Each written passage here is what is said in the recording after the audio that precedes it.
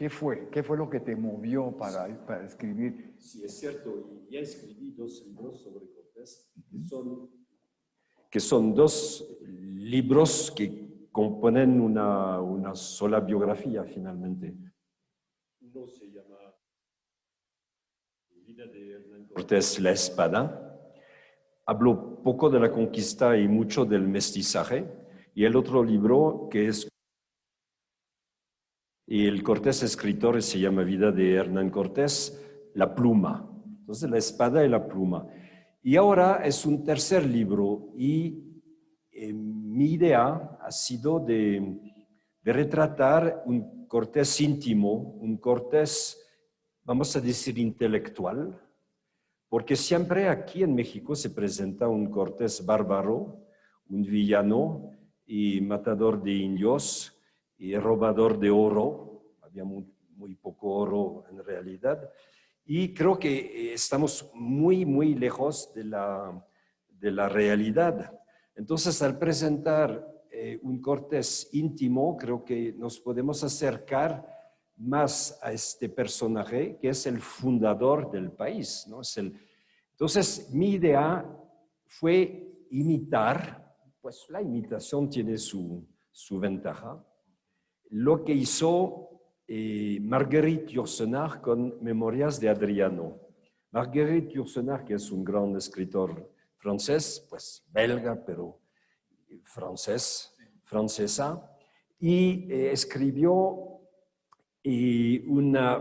falsas memorias de Adriano. Adriano es un emperador romano del primer siglo después de Cristo, a caballo sobre el segundo siglo. Y tiene una particularidad este Adriano, es que nació en Sevilla, donde muere Cortés. Entonces, y en la época no se llamaba Sevilla, sino Itálica, pero Adriano nació en Itálica. Y luego se volvió emperador romano y Marguerite Yourcenar decidió escribir una carta de Adriano a su nieto adoptivo, Marco Aurelio, y en realidad es una especie de meditación sobre el amor, sobre la muerte, sobre la enfermedad, sobre el deseo, sobre la envidia.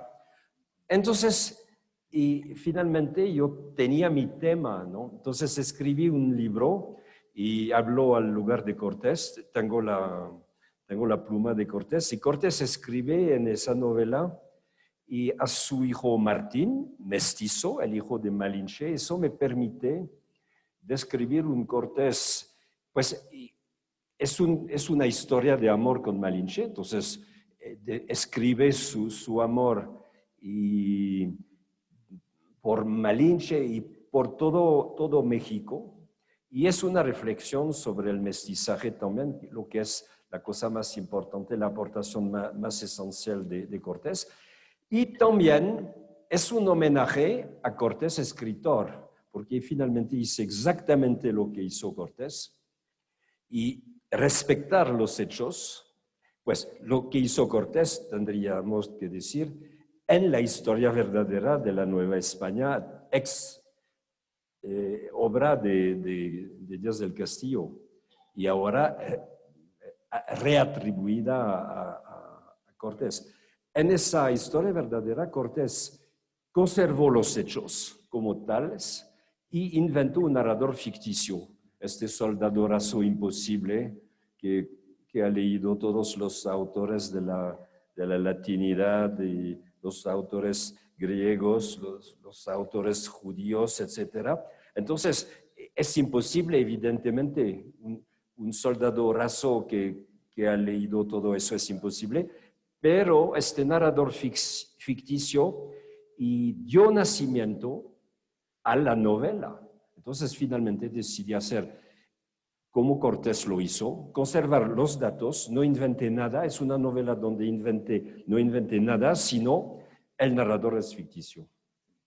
Ahora, sabemos muy bien que eres un hombre de archivos, de crónicas y de una gran lectura. Yo, sin lugar a dudas, yo creo que tú eres el que más sabe sobre Hernán Cortés porque casi tu vida entera se las has entregado a él, ¿sí? Y yo recuerdo que sobre todo cuando estabas buscando la prueba que Cortés reconoce a su hijo mestizo y que encontraste los papeles en el Vaticano, ¿no? Es decir, no es... Uno pensaría, la novela, sí, hay datos históricos, mucha imaginación, ¿sí? Pero en tu caso, yo creo que está tan apegado a la vida cotidiana de Cortés que yo creo que ese es el gran valor de esta novela, que está desde luego con el antecedente de los otros libros que has escrito sobre él. Pero vayamos un poco a la parte esotérica, ¿sí? Que eso me ha gustado mucho porque siempre te recuerdo en eso. ¿Cómo te nació ese amor o ese interés por Hernán Cortés? ¿Desde dónde? Bueno, no, historias de amor no, y no se explican, porque el amor es ultra racional, ¿no? Es extra racional. Entonces, realmente cuando decidí interesarme en orientar mi vida de historiador y de investigador hacia una cultura no occidental, había 3 lugares posibles. China, pero en mi época era imposible entrar en China, era la época del maoísmo difícil. Había la India y el mundo prehispánico. Y finalmente hice un viaje a México, no lo voy a decir, pero en 68, lo que es hace muchos años, y me enamoré del país, me enamoré de sus habitantes, y finalmente mi historia es un poco la historia de Cortés, español que se enamoró de otro país. Entonces decidí de tocar el tema de Cortés porque como es un tema tabú, eso es cierto, como es un tema tabú, no hay ni una línea de investigación sobre la conquista y sobre Cortés en ninguna universidad del país.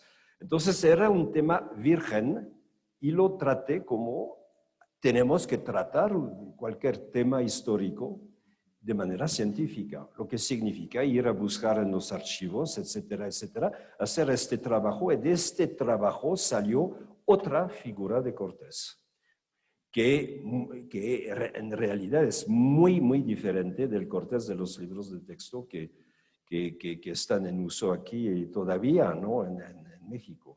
Pero hay un antecedente en Santo Domingo. Y eso, sí, eso. Es a lo que quiero llegar. Bueno, entonces, a un momento dado, me entré en la carrera diplomática y me nombraron en Santo Domingo, en el Caribe.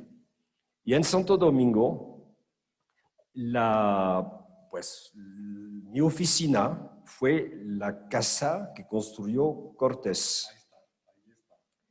Durante 3 años estuve, había 2 niveles, estaba en la planta alta, mi despacho estaba en la planta alta, que es una casa que está exactamente a la esquina de los 2 ejes que sirvieron para desarrollar la ciudad de Santo Domingo, la calle de las Damas y la calle que se llama hoy El Conde.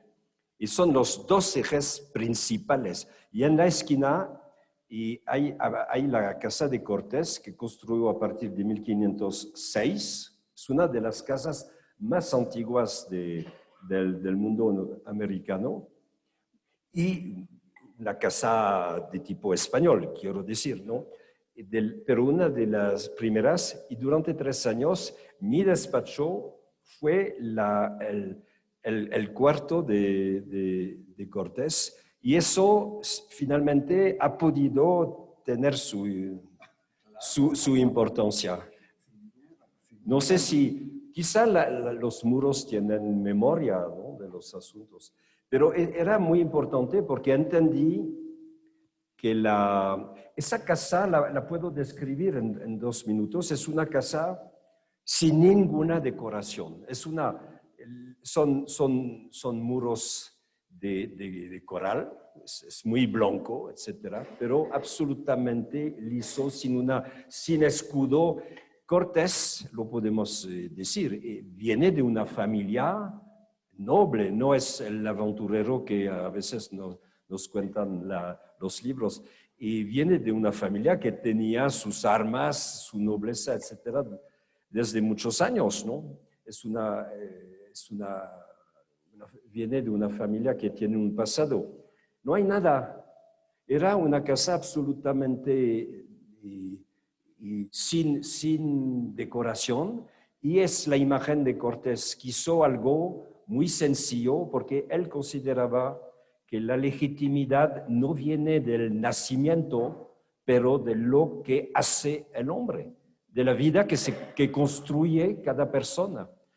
Y lo dice en la historia verdadera varias veces. A un momento dado, Cortés comenta, y pues Díaz del Castillo, el narrador ficticio, comenta, y siempre lo voy a nombrar Cortés, porque así le quería que nosotros, los soldados, lo nombraron.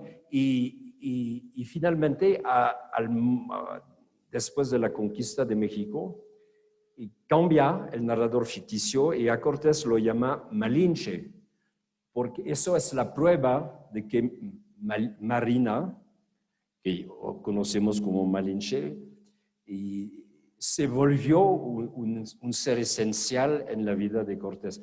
Malinche, Malincine, significa dueño de la venerable cautiva. Entonces, cuando Moctezuma habla a Cortés, le llama Malincine, dueño de Malincín. Entonces, finalmente, lo podemos ver, después de Cortés viene Malinche, y la segunda parte de la historia verdadera se llama Malinche. Pero era un hombre sencillo, yo quiero decir es que era un hombre sencillo, y su casa, señor Larsen, su casa es una casa muy austera, vamos a decir.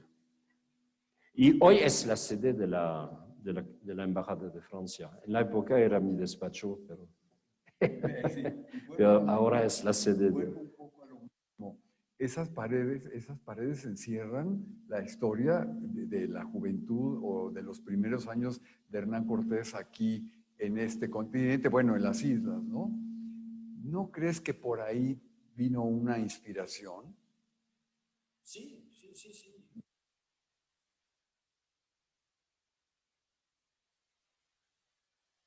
Algo excepcional, ¿no?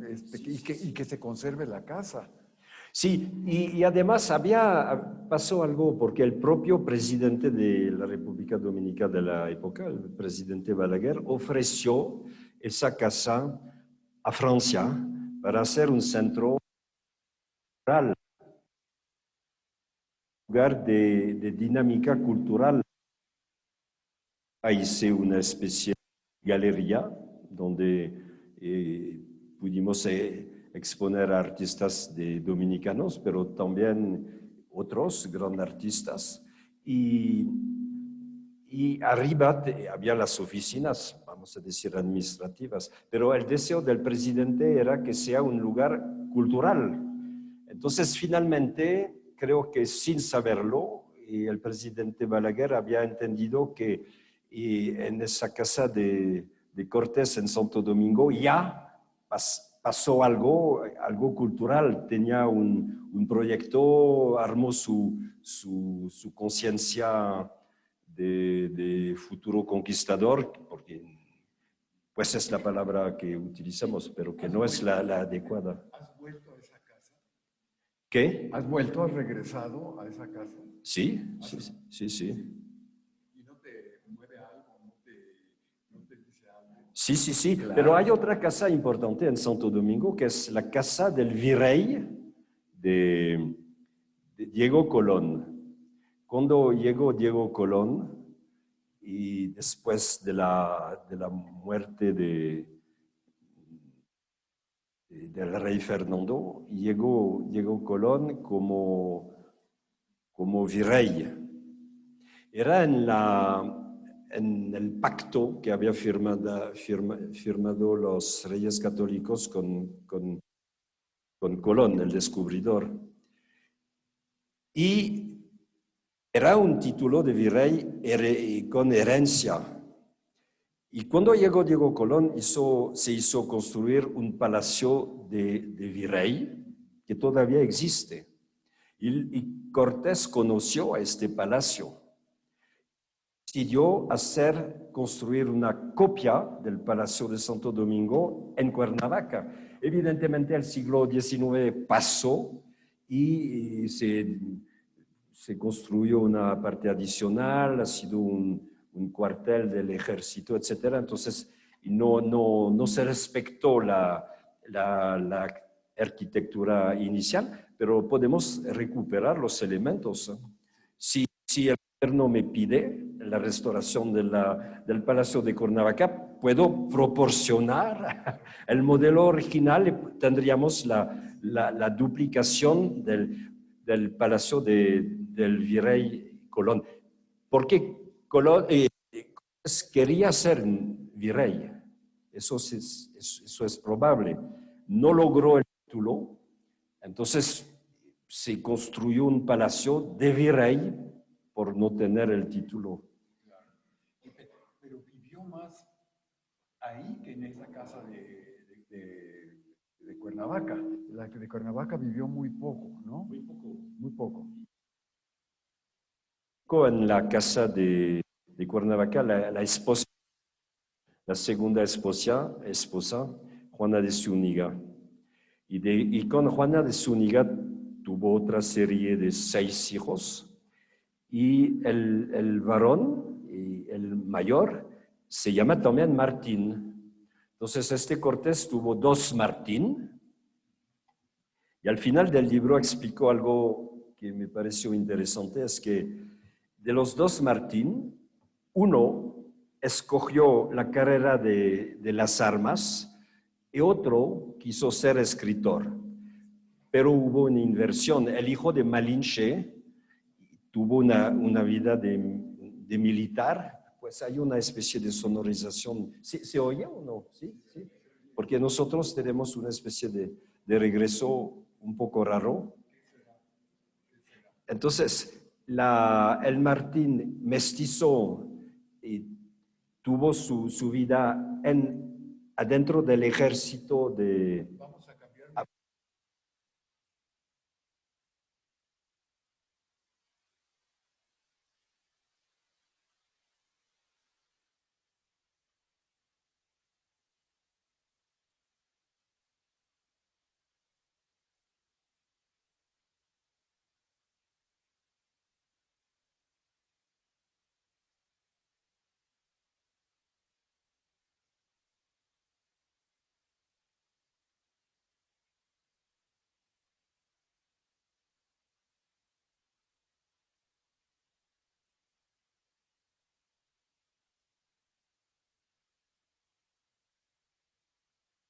A ver. ¿Sí? Se escucha bien.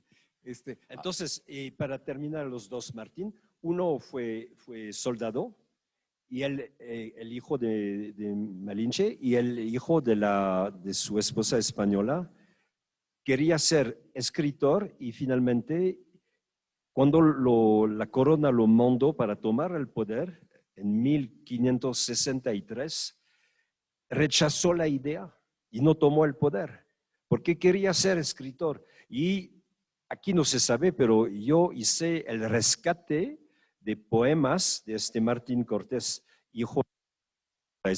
Y se dedicó toda su vida a ser escritor y poeta. Y una gran parte de su fortuna la invirtió al pagar varios poetas en España para que escribieran en epopeya la vida de Cortés. El más conocido es Lasso de la Vega, que escribió 2 versiones. Una se llama Cortés Valeroso y la segunda edición aumentada se llama Mexicana, así. Ahora, me da la impresión que el consentido de Hernán Cortés era el mestizo. A juzgar, Claro. Porque además estas memorias se las, bueno, Cortés, tú se las dedicas precisamente a su hijo mestizo. Sí, evidentemente Cortés tuvo una vida afectiva, como se dice de manera poética, muy densa, pero es la carta de un padre a su hijo y consentido, evidentemente, y no va a contar su vida extraconyugal. Entonces, pero el libro habla de dos mujeres importantes, Marina, que muere a final del año 1528, y luego, al final de su vida, Cortés recupera otra relación de amor con la esposa del secretario del imperio, con la esposa de Francisco de los Cobos. Se llama María Mendoza, y esa mujer fue el gran amor del final de la vida de Cortés. Y el libro lo publicó porque a veces unos me preguntan dónde están los archivos de Cortés. Siempre Cortés hacía 3 paquetes, uno para España, otro para México y otro para su casa, para su propiedad personal. Entonces siempre tenemos 3 versiones de todos los documentos. Aquí tenemos prácticamente todo el archivo de Cortés, porque lo conservó el Hospital de Jesús. Ahora el fondo está en el Archivo General de la Nación, pero hasta 1928 estuvo en el Hospital de Jesús en manos privados, porque fue una fundación privada y eso permitió conservar no solamente el edificio, donde está la sepultura de Cortés, etcétera, y su memoria, pero también los archivos. Pero en España no se sabe. Entonces explico en mi libro que para proteger sus archivos, pidió a María de Mendoza de albergar en la casa del secretario del imperio, en la propia casa de Francisco de los Cobos en Úbeda, de conservar esos archivos. Entonces eso es un incentivo para los jóvenes y los historiadores jóvenes para ir a buscar en Úbeda dónde están los archivos de Cortés. Y seguramente ahí viene un ejemplar del manuscrito de la historia verdadera. Pero evidentemente no es... Y es un poco raro ir a buscar en el corazón del poder de Carlos V los archivos de Cortés, que es un oponente. Entonces nadie hizo este trabajo. Por eso lo que digo de la relación con María de Mendoza es importante, porque probablemente hay muchas cosas que encontrar en Úbeda. Pues ahí está la invitación a los jóvenes investigadores para que continúen estudiando a este personaje, ¿no? En una novela hay mucha imaginación, ¿sí? Pues porque es novela histórica. En este caso, tus datos son prácticamente, vaya, no necesitan la imaginación, es lo que quiero decir, pero hay algo de todas maneras de imaginación, ¿o no? No, la reconstrucción fue psicológica. Soy Cortés, cuando escribo, soy Cortés. Entonces, mi problema fue cómo pensaba Cortés.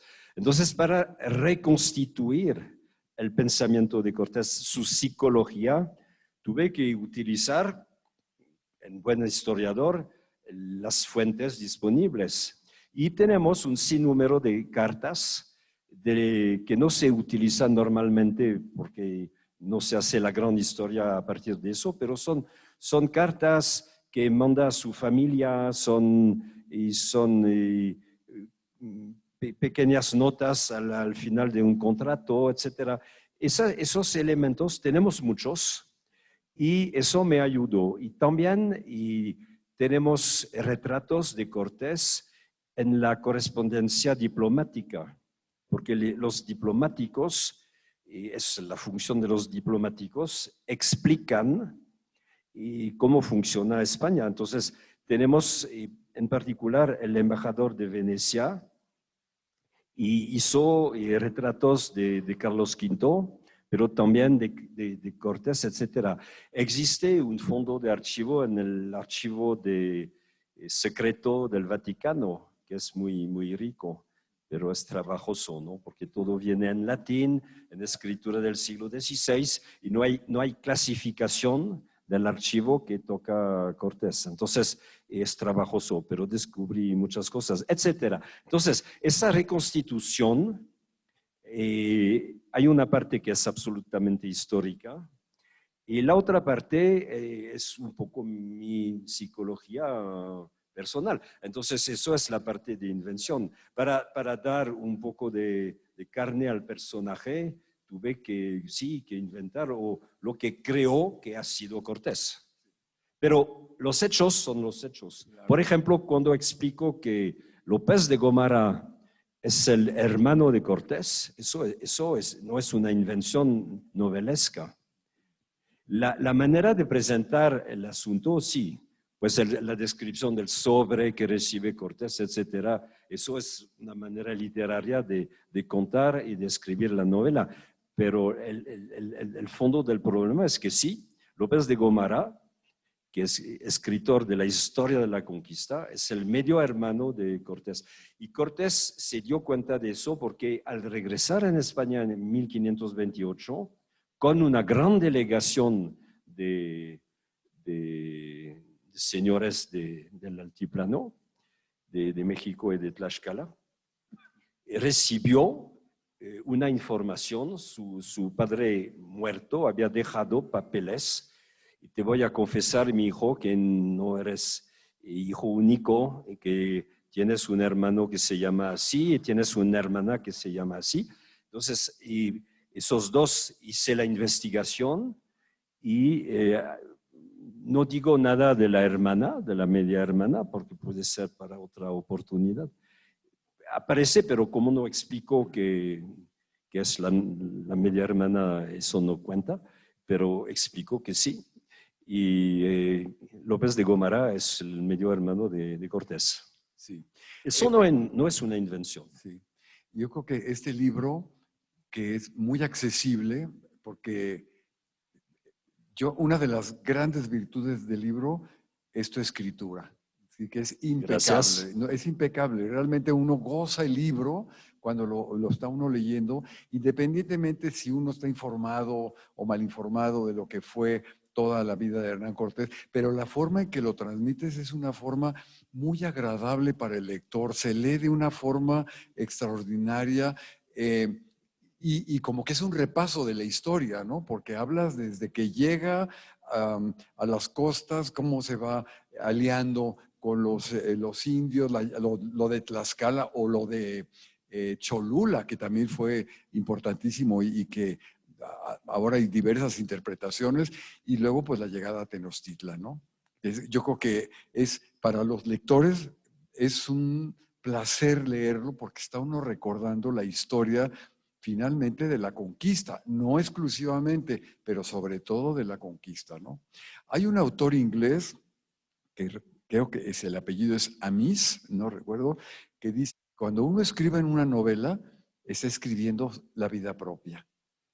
Y yo creo que en eso sí coincido muchísimo, porque los textos que tú tienes, cómo sitúas al hijo de Hernán Cortés, y eres tú, tú eres Cortés, vaya, ¿no? Como que la personalidad de Cortés, a través de tantos años de estudio, la adquiriste, y por eso es este libro, ¿no? Es un libro que, independientemente de los otros dos libros, del de la pluma y la espada, este es un libro, es como un resumen, dijéramos, que le cuentas tú como Cortés a su hijo predilecto. Sí, recibí unas preguntas y un periodista me preguntó si finalmente este libro que cuenta la relación de Cortés con México no era mi propia historia y si finalmente no era mi visión de antropólogo que sería detrás de todo eso. Y la pregunta era si realmente Cortés se enamoró, como yo, de México. Y la respuesta es sí, Cortés se enamoró de México. La prueba, tenemos por lo menos 2 pruebas, se enamoró de México, la tenemos en la segunda carta de relación. La segunda carta de relación no es nada más que una carta de amor escrita a México y hay una vibración, hay una onda realmente en esa escritura y es muy específico y muy extraño porque Cortés escribe en Tepeaca en octubre de 1520. La noche triste, que es la derrota de los españoles, la derrota de Cortés, es principios de julio. Entonces, 3 meses después, apenas, Cortés escribe la segunda carta para narrar cómo llega a Centla y luego a Veracruz, luego a Zempoala, luego a Tlaxcala, y cómo entra en México, Tenochtitlán, y lo cuenta como si fuera el dueño del país, y no lo es. Lo escribe como vencido. Entonces creo que la explicación es que es un testamento. Cortés probablemente duda mucho de su capacidad a vencer, ¿no? Es realmente un vencido y duda. Y antes de morir, escribe su testamento, y su testamento es una carta de amor a México. Y cada uno, al leer esa segunda carta de relación, se puede dar cuenta de eso. Siempre la comparación entre España y Nueva España siempre es favorable a la Nueva España. Los árboles son más verdes, son más grandes y llegan hasta el cielo, hasta los aves que cantan mejor que en España, etc. Y la otra cosa que me parece importante en relación con el mestizaje, porque a veces tengo muchas preguntas sobre el mestizaje, si realmente fue una idea de Cortés o si fue casualidad, etc. Fue una intención de Cortés y Cortés defendió el mestizaje, que es una idea prehispánica. El mestizaje es el motor cultural de Mesoamérica, es la dinámica cultural de Mesoamérica, la integración de los nómadas en seno de este mundo de agricultores sedentarios ha sido la dinámica cultural durante 25 siglos. Y Cortés considera que eso va a ser la solución al contacto. Y la prueba la tengo en algo que es novelesco, pero que no inventé, es cuando Martín, hijo de Malinches de Martín, tiene 6 años, en 1528, Cortés tiene que casarse con una mujer española. Eso fue la idea de su padre, del padre de Cortés, para proteger a su hijo. Y la idea era, si tú te casas con una mujer que pertenece a la familia real, porque Juana de Zúñiga pertenece a la familia real a través de los Enríquez, que es la familia real, y si tú te casas con una mujer de la familia real, eso va a ser una protección. Y Cortés finalmente decide que sí, y había gran respeto para su padre, entonces no quiso denegociar lo que había negociado su padre, entonces aceptó casarse con una mujer española, lo que no era su idea inicial. Entonces, ¿qué hacer con mis 6 hijos y mestizos? Entonces, decidió uno de hacer legitimar 3 de esos hijos por el Papa, el propio Papa, que era también un hijo natural, entonces que conocía un poco la temática. Y dos, solicitó la integración de su hijo de 6 años como caballero de la Orden de Santiago. Entonces, aquí eso es un hito, ¿no? Porque la Orden de Caballería de Santiago es la cuna de la gran aristocracia y para entrar hay que tener una prueba de sangre, hay que poder asegurar que la familia es conocida desde 10 generaciones, etcétera, etcétera. Y evidentemente el hijo de Malinche, India Mexica, y cómo ha podido lograr Cortés eso, y lo logró.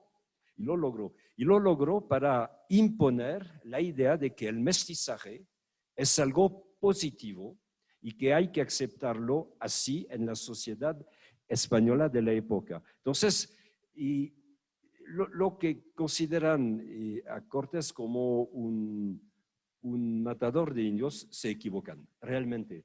Tenía la voluntad de asociar esos dos mundos, esos dos lados del Atlántico, y lo hizo con una firme voluntad.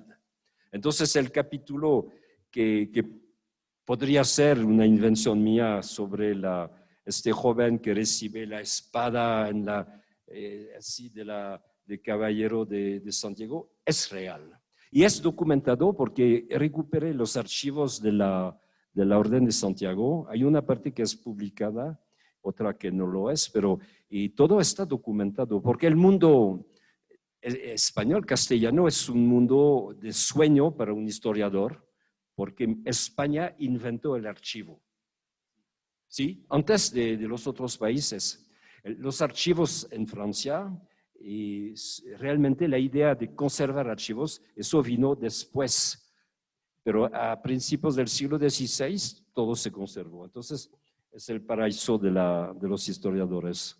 Y por otro lado, él reconoce públicamente el amorío o su relación con Malinche, ¿verdad? No lo oculta, no lo oculta. Al contrario. Al contrario, exactamente. Eso puede ser útil para los feministas. Las feministas y los feministas, los dos, ¿no? Porque Cortés es el primer feminista y Malinche la primera feminista de la historia reciente de México. En este sentido de que Mesoamérica funcionó durante 25 siglos prácticamente como un sistema masculino. La mujer había sido ulteriormente importante, había sido expulsada de la vida política y de la vida, sí, de la vida del poder, vamos a decir, el círculo del poder. Y Malinche explica eso a Cortés, y Cortés decide reinstalar la mujer en situación, por lo menos, de igualdad en el poder. Y Cortés se va, a partir de esas discusiones, esas pláticas con Malinche, Cortés se va a presentar de manera sistemática con Malinche a su lado y va a confiar el papel de portavoz a Malinche, lo que es un papel muy importante y que es una especie de diplomacia de la palabra. Eso necesita, los jefes no se hablan directamente entre ellos. Siempre hay un portavoz que habla y se hablan entre ellos.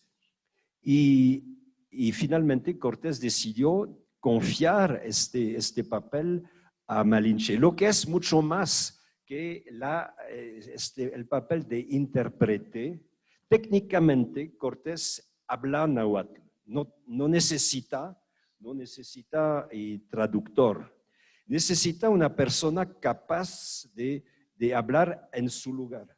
Entonces, al escoger una mujer, eso fue una revolución. Y eso explica el éxito, porque fue un éxito, el éxito de Cortés. Evidentemente, los hombres no estaban muy de acuerdo, pero Cortés recuperó el apoyo de la mitad de la población, gracias a Malinche, porque la mujer representa la mitad siempre más o menos la mitad de la población. Entonces, si ya tienes 50%, no es una manera de garantizar tu poder. Entonces, hay lenguas que dicen, pero Cortés instrumentalizó a la mujer. Pero no está mal, ¿no? Y dar nuevamente un papel político, un estatuto social a la mujer, yo no lo voy a culpar a Cortés. Oye, y por eso lo cuestiona mucho o lo inquieta cuando llega la Marcaida, ¿no? Cuando llega... La Marcaida, la esposa de la que tenía en Cuba. Sí, que lo tocas muy de paso, ¿verdad? Porque... Entonces, Cortés en Cuba tuvo que contratar un primer matrimonio con una mujer española. Eso fue la negociación para salir de la cárcel. Pero hubo contrapartes. La contraparte fue, de acuerdo, me voy a casar con esa mujer española que no quiero, pero vamos a hacer tres cosas. Tú Velázquez, gobernador de Cuba, tú vas a ser el padrino de mi hija mestiza que tuve con una princesa taina. Y se pasó así. Dos, y voy a solicitar mi elección como alcalde de Santiago de Cuba. Y Cortés salió electo, alcalde electo, y no nombrado. Entonces, no fue un dedazo, fue una elección. Y tres, me voy a encargar de la conquista de México. Eso va a ser mi territorio y me voy a encargar de eso. Estamos en 1515 y la contraparte de la boda de Cortés con esa mujer española fue muy importante porque las contrapartes eran súper importantes. Entonces, efectivamente, Cortés tiene oficialmente una esposa española, la deja en Cuba y va a México sin esposa. Y entra en la relación con Malinche y finalmente Cortés tenía dos esposas en Cuba, una indígena, taina, y otra española. Y finalmente hubo una equivocación, no sabemos exactamente, pero la idea de Cortés era de pedir que venga la esposa taina. Y la española subió al barco. Entonces, el capitán llamó por teléfono a Cortés, ¿qué hago? ¿Qué hago? No, entonces, eso toma tiempo precisamente porque no había teléfono, entonces había que mandar correos, etc. Y finalmente Cortés tuvo una idea, pues las dos están a bordo, entonces tú vas a desembarcar todo el mundo a Coatzacoalco y luego que vengan a pie. Y en la idea de Cortés, la taina era capaz de aguantar esa, y la española, en su idea, podía renunciar y recuperar el barco para regresar a Cuba. Pero las dos llegan. Entonces Cortés, a un momento dado, se encuentra con su esposa taina, su esposa española y Malinche embarazada. Entonces, efectivamente, había un problema personal que gestionar, ¿no? Y finalmente murió la mujer española. Siempre mantuvo con la taina una muy buena relación, la casó con uno de sus amigos y su hija fue legitimada por el Papa Clemente VII. Entonces, pero con la española era complicado. Y porque era lo contrario del símbolo del mestizaje, ¿no? Hacer una familia española en México no era la idea de Cortés. Entonces, murió y evidentemente hubo rumores que lo había asesinado Cortés. y no tengo idea porque no tenemos la foto, pero lo cierto es que nunca hubo una acusación, pero nunca la justicia culpó a Cortés de eso. No había, porque todos los testigos fueron pagados y decían la misma historia. Entonces hubo una sospecha sobre esos testigos. Entonces la justicia eliminó esos falsos testigos.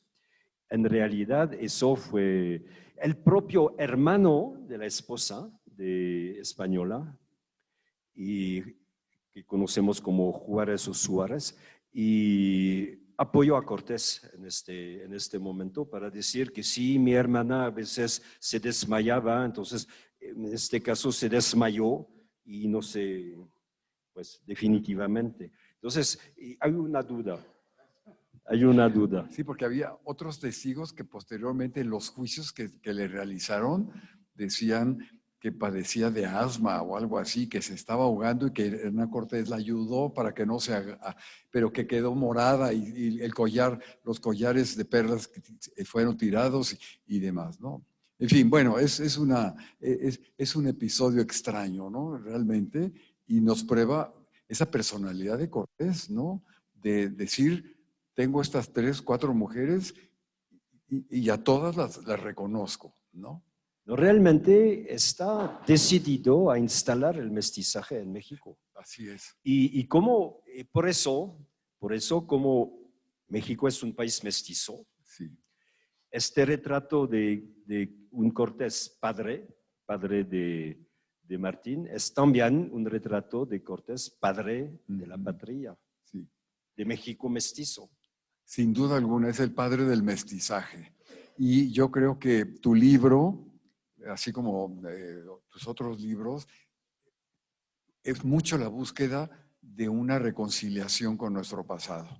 ¿Sí? Porque sería lo ideal. Es que en eso si estamos. Puedo contribuir, eso claro, porque me daría mucha alegría. No puede ser que juzguemos una historia con ojos del siglo XXI de lo que sucedió en el siglo XVI y finalmente es nuestra historia. Yo cuando daba clase en el ITAM les decía a los alumnos, repitiendo un poco a Borman, México y los traumas de su historia. ¿Sí? Y el primer trauma es la conquista, sin lugar a dudas. Y yo les decía a los alumnos, todos tenemos traumas de niños. Y el que diga que no está peor, porque está peor traumado, porque ni siquiera sabe que está traumado, es lo que sucede cuando revisamos la historia de México, la reconciliación y ver a un Cortés con otros ojos, ¿no? Con otros ojos. Yo quisiera leer algún parrafito de tu texto, de los que más me llamaron la atención, sobre todo en la introducción. Y además, antes de leerlo, la última parte que tienes es un poco la revisión de las fuentes, ¿no? Es decir, ¿en qué te estás basando? ¿Por qué es esta reconstrucción de Hernán Cortés? ¿A través de qué? Y eso me parece una parte importante también del libro. ¿Verdad? Informativo, quiero decir. Sí, hay una postilla al final para explicar cómo se construyó el libro, lo que es parte de la invención y lo que... Pero la verdad es que en esa parte explico que muchas cosas que podrían pasar por una invención novelesca es la vida de Cortés. Cuando Cortés siembra un nopal al pie de la puerta del castillo de Medellín, es para hermanar las dos ciudades, su ciudad de nacimiento y su ciudad de adopción. Y explicó cómo un alcalde hace como unos años y eliminó el nopal sembrado por Cortés, que había subido hasta 25 metros de altura, era una especie de símbolo impresionante, y como no sabía nada de Cortés, en Medellín, imaginas, ¿no? El alcalde no sabía nada, entonces eliminó todo eso. Entonces hice una protesta oficial y finalmente pusieron otro nopal con un cartel que dice, este nopal es el heredero del nopal histórico que sembró Cortés en 1528. No es equivalente a un nopal que había sobrevivido durante 500 años, pero es algo simbólico. y luego al final de su vida, él pide que sus restos descansen en México. ¿Qué? Él pide, cuando él, Sí. cuando él muere, que sus restos vengan a México. Sí, ¿no? sí, eso es en su testamento, pide que sus restos sean enterrados en Coyoacán, porque en Coyoacán es el momento del amor máximo con Malinche, es el nacimiento de Martín que tiene una importancia, no inventé la importancia de Martín en la vida de Cortés, lo tenemos en su testamento y su deseo de ser enterrado en Coyoacán y se refiere a este momento de posguerra, ¿no? Acaba la conquista y durante 2 años hay una especie de vida así en suspensión, donde hay una convivencia entre sus lugartenientes españoles y los señores de México.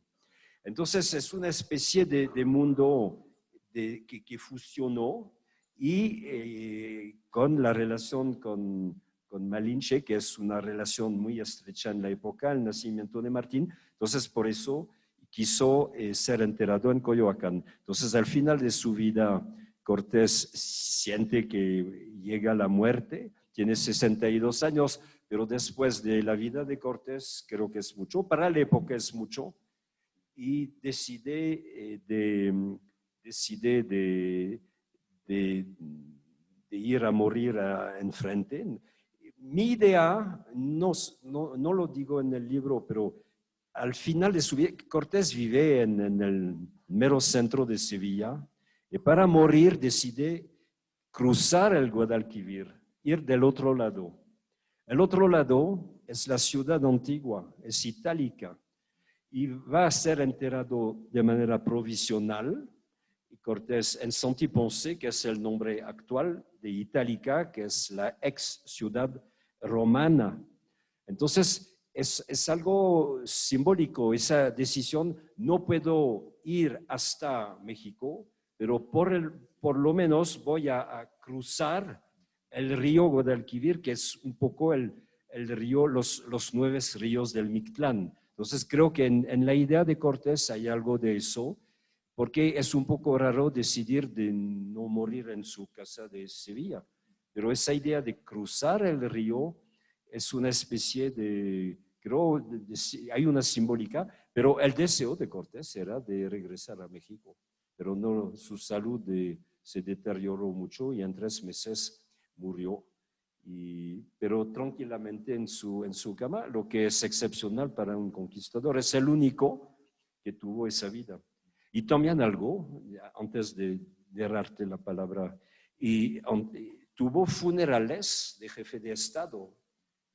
No, hay que eliminar la idea de que Cortés es un proscrito, que Cortés es el hombre muy potente a partir de 1543, cuando se instala en Sevilla. Es muy potente porque uno es un autor famoso y la fama de un autor no se puede quitar con una cédula. Entonces eso es algo importante. El papel de Cortés, la importancia de Cortés viene de su papel de prominente de escritor.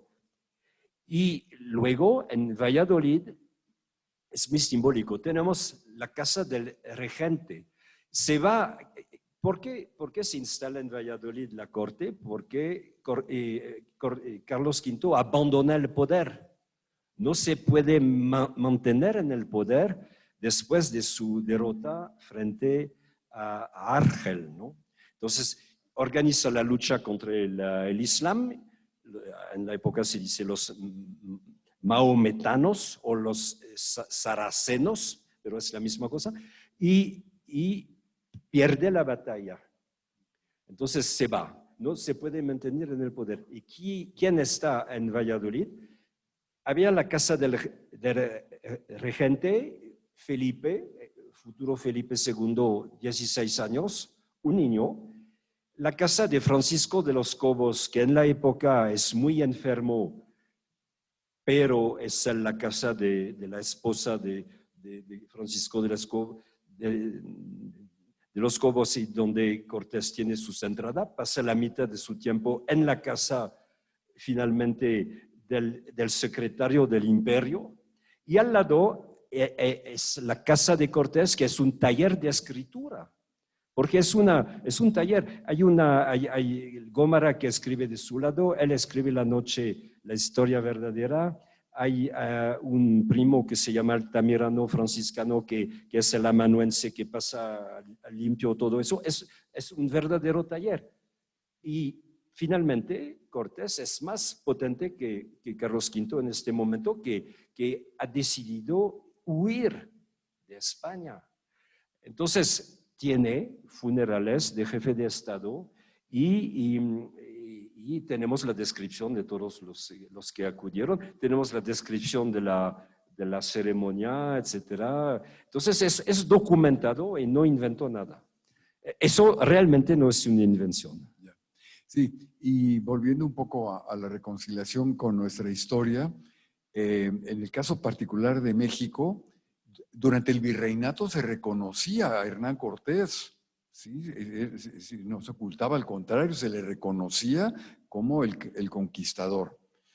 Pero España, con la leyenda negra, no supo defenderse. Y entonces eso permeó mucho la mentalidad durante el proceso de independencia en México para desacreditar los 300 años del virreinato que hubo. Sí. Así que a veces uno dice, ¿quién contaminó a México? En ese sentido de distanciarse de su pasado, pues yo creo que en parte esa leyenda negra provocada por los franceses, los ingleses y los norteamericanos. Pues los norteamericanos. Bueno, más que los nada norteamericanos, ellos. básicamente. Sí. Fue Monroe, el presidente Monroe, que lanzó la polémica. Así es. Después de su declaración. Y de ahí viene ese 1523, distanciamiento y ese divorcio 1823. con esa parte de nuestra historia que son 300 años de historia. ¿Sí? Bueno, yo no me quiero detener mucho, creo que ya nos pasamos un poquito, y si alguien tiene alguna pregunta, algún comentario, también podríamos darle la palabra.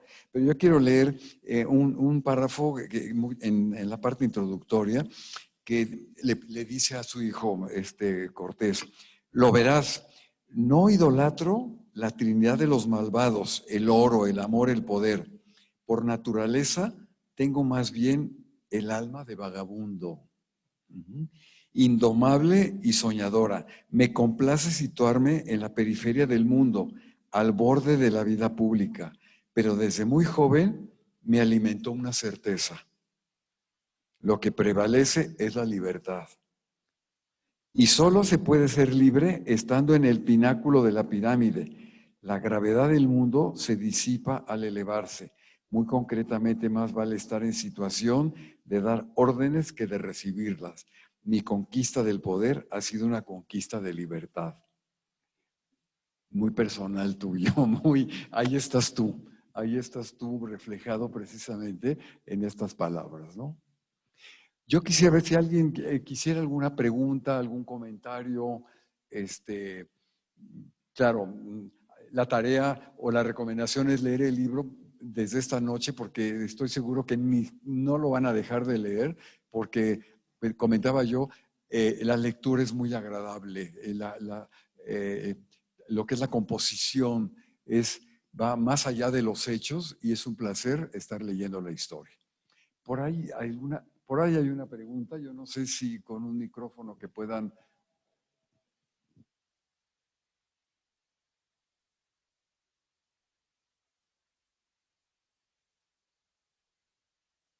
Hola, buenas noches. Soy Carlos Gómez Roel Maínez, amigo de Cristian. Gracias, Cristian, por ese libro. Ojalá escribas 10, 20 más, porque la verdad, la historia de Hernán Cortés es una historia que debemos seguir paso a paso, obligado precisamente a esta reingeniería de nuestra historia, ¿no? Porque es una reingeniería muy bien hecha, magníficamente documentada, con fuentes increíblemente basadas en textos que en la vida hubiéramos imaginado que existían. Y quiero ser un provocador acá en función de que el próximo año, en noviembre, se cumplen los 500 años del Hospital de Jesús. Yo quiero invitar a todos, obviamente con Cristian, a que estemos atentos porque va a haber conmemoraciones. Afortunadamente no va a estar ya el que está, entonces vamos a estar como más libres de gritar viva, viva Hernán Cortés, ¿no? Posiblemente a lo mejor hasta el rey venga, ¿no? Porque ya va a poder venir, ¿no? Pero la provocación es pensar en crear esta mancomunidad de ciudades hermanas. Y quisiera dejar el pensamiento, Tepeaca, que es el lugar donde Hernán Cortés escribe las cartas de relación, con Valladolid. Se me quiere ocurrir esta relación Tepeaca y Valladolid como esta simbiosis de los lugares donde Hernán Cortés se inspiró para hacer lo que hizo, para darnos esta historia, y porque, por ejemplo, Tepeaca no es muy conocida por muchos, pero los que hemos leído la historia y hemos aprendido, creo que es importante que tengamos en cuenta que esta relación entre Tepeaca y Valladolid debería posiblemente ser una muy buena idea para poderla tomar en cuenta y hacer algo, ¿no? Para el próximo año también. En segundo lugar, bueno, pues felicidades por otra vez este encuentro, es maravilloso. Y bueno, Cristian sabe que soy un fan de Hernán Cortés a lo bestia, ¿no? Porque bueno, lo defendemos muchísimo. Esperemos que los restos del conquistador sigan en México. Por ahí había algo que querían mover, pero sería extraordinario que poder ayudar a poder valorar arqueológica y antropológicamente la construcción de la historia de la iglesia del Niño Jesús, donde está Hernán, poder ayudar en que se pueda complementar en donativos para que esa restauración pueda seguir, ¿no? Hay que ayudar a eso es bien importante, porque hablamos de la historia y no sabemos exactamente, pues, qué pasa después, si el gobierno apoya, si no apoya, si le gusta, si no le... No, creo que la sociedad civil está comprometida con esta magnífica reingeniería de nuestra historia y queremos que en esa parte apoye. Eso es lo que quiero decir. Gracias. Muchas gracias. Sí. Yo en algún momento yo pensaba, sobre todo cuando hace uno viajes a América del Sur, muy particularmente en Lima o en Bogotá, con el conquistador está en la catedral, Jiménez de Quesada en la catedral. Y yo decía, algún día tendrá que estar Hernán Cortés en la catedral. Pero después yo pensé, no, porque donde él quería reposar era precisamente en el Hospital de Jesús y está ahí en la iglesia, en el templo, y que ahí están los restos de Hernán Cortés. Cuando yo pregunto, ¿quién ha visitado la tumba de Hernán Cortés? Muy poca gente sabe o ha ido, y es un poco esa ignorancia de lo que es el personaje, y yo creo que tus libros han ayudado mucho, sobre todo a jóvenes, a recuperar la memoria de nuestro país. No sé si hay alguna pregunta, algún otro comentario. A ver, allá, adelante. Cristian, muchísimas gracias a ambos por esta brillante exposición. Y no sé si nos pudieras compartir los principales rasgos de carácter de Hernán Cortés. Sería muy interesante escuchar esta parte.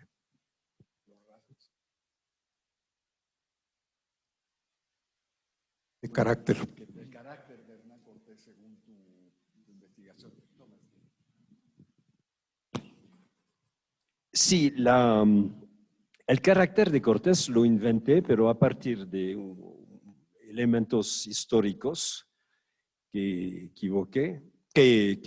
mencioné. Y creo que es como finalmente mi trayectoria en relación con México es un poco la trayectoria de Cortés, un extranjero que se enamora de un país extranjero, etcétera, y que finalmente se integra y que, hay que decirlo, lo puedo decir, pero nací francés, pero hoy soy mexicano, lo que significa que fue una trayectoria realmente personal. Creo que he podido nutrir mi retrato de Cortés, de mi propia experiencia, y la verdad es que hay una dificultad, es que Cortés es un hombre del siglo XVI y hoy el libro está escrito en el siglo XXI. Entonces, la manera de sentir el mundo, la manera de vivir, la relación entre el hombre y la mujer, todo eso ha cambiado mucho en 500 años. Entonces, hubo una primera dificultad que era pues de restituir un Cortés creíble, un Cortés posible, y no transferir todo mi psicología actual en Cortés. Entonces fue una especie de mezcla entre los dos, los elementos históricos y una parte que es personal. Pero decidí hacer algo que es borrar la violencia. El mundo del siglo XVI es mucho más violento que el nuestro, mucho más. La relación común, no, por ejemplo, la espada, a veces se cree que la espada es un arma de guerra, no, es un arma de autodefensa y es un arma personal. Los que van a la guerra tienen una espada, pero se la pagan ellos. Y el armamento está pagado por el jefe del ejército, el que manda, ¿no? Entonces, la espada es una especie de necesidad para sobrevivir, lo que sí conocemos todo, los duelos, etcétera. Este sistema era un sistema de gran violencia. La Inquisición, no voy a regresar sobre el tema, pero fue un tema de la violencia también era de la iglesia, era en todos los sectores de la sociedad. Probablemente Cortés era mucho más violento que lo presentó. Lo presentó de una manera suave, pero eso fue una decisión porque a mí no me gusta describir la violencia. Entonces, si un escritor no tiene placer en escribir, al escribir eso no funciona. Entonces, me gustó borrar la violencia y por otra parte, creo que no la podemos entender. Hoy, esa violencia del siglo XVI no la podemos entender, que es una violencia permanente. Entonces, es evidente que para poder sobrevivir, Cortés tuvo que castigar a muchos de los miembros de su tropa y ahorcar, por ejemplo.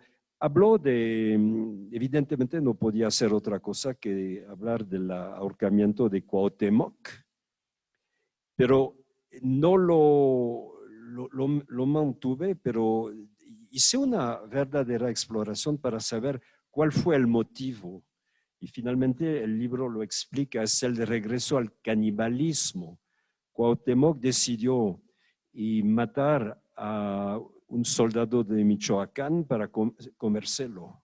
Entonces, entrar en este sistema donde cada uno va a seguir con la idea del cautivo, lo sacrifico, lo voy a comer, eso era peligroso para Cortés. Entonces decidió suprimir a Cuauhtémoc por este motivo que no aparece en la historia verdadera, pero que aparece en muchas deposiciones en otros documentos. Entonces, en este sentido, creo que el Cortés que presentó sí es un Cortés que corresponde a la realidad histórica, pero borré dos cosas, su amor poco moderado de las mujeres y su violencia, que es la de la época. No creo que Cortés ha sido más violento que otros, al contrario. Y por ejemplo, después de la Noche Triste, y nunca más habló con Alvarado, porque lo consideró como culpable de la violencia. Y en la segunda carta de relación no mencionó su nombre, lo borra de su memoria por bárbaro. Entonces Cortés no era del lado de la violencia, pero la violencia era de la época. Entonces, en este sentido hay que matizar un poco mi retrato, pero como es un poco intencional. Yo quiero que este Cortés que presentó sea más amigable que el Cortés de los libros de texto. Entonces, no podemos aceptar un hombre culto que escribe a su hijo con una cierta vigor de pluma, etcétera, con una cierta elegancia de pensamiento. Son elementos que pertenecen realmente a Cortés. Y creo que este Cortés, no podemos ser orgullosos de este Cortés más suave que presentó. En este sentido, creo que cumplí con mi deseo.